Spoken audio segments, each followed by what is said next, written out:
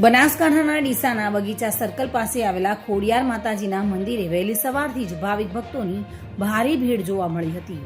મહાસુદ આઠમના દિવસે એટલે કે 26 જાન્યુઆરી 2026ના રોજ ખોડિયાર માતાજીની જન્મ જયંતિ ધામધૂમથી ઉજવાઈ હતી. આ પ્રસંગે ભવ્ય મહાપ્રસાદનું આયોજન કરવામાં આવ્યું હતું, જેમાં અંદાજે 5000 કિલો લાપસી તૈયાર કરવામાં આવી હતી. પ્રસાદ માટે 701 કિલો ઘઉં, 700 કિલો ગોળ, 31 ડબ્બા ઘી, 30 કિલો દ્રાક્ષ, 30 કિલો કાજુ, 30 કિલો બદામ અને ઇલાયચીનો ઉપયોગ કરવામાં આવ્યો હતો. લાપસી સાથે ચોકલેટ અને ચીકુની પ્રસાદી પણ ભાવિક ભક્તોને આપવામાં આવી હતી.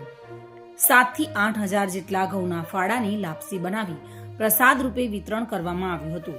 આ કાર્યક્રમમાં સ્થાનિક ધારાસભ્યો, રાજ્ય કક્ષાના મંત્રી, ભાજપ અને કોંગ્રેસના આગેવાનો તેમજ આસપાસના વિસ્તારોના ધર્મપ્રેમી લોકો મોટી સંખ્યામાં હાજર રહ્યા હતા.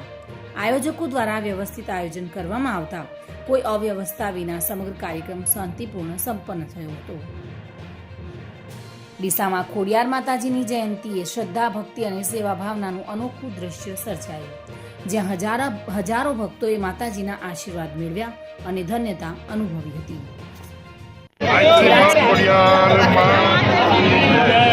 મહાસુદ આઠમ દાડે અમે પ્રસાદી લાપસીની બનાવીએ, કરીબન 7-1000 કિલો બનાવીએ. એનામાં આજનો દિવસ અમારો આઠમ એટલે 26 જાન્યુઆરી 2026 અને મહાસુદ આઠમ શુભ દિવસ અમને મળે છે. એના માટે ડીસાની ધર્મપ્રેમી જનતા, કરીબન તમામ પબ્લિક ડીસાની પ્રસાદનો લાભ લઈને. પ્રસાદ કેટલા કિલોનું આયોજન કરેલું? 7 થી 8000 કિલો. કેટલા પબ્લિક? 2 લાખ ઉપર પબ્લિક. ઓકે, તમારું નામ? મનુભાઈ પવાણી. ચિરાગ શ્રીમાળી સાથે bureau report, today Gujarati news.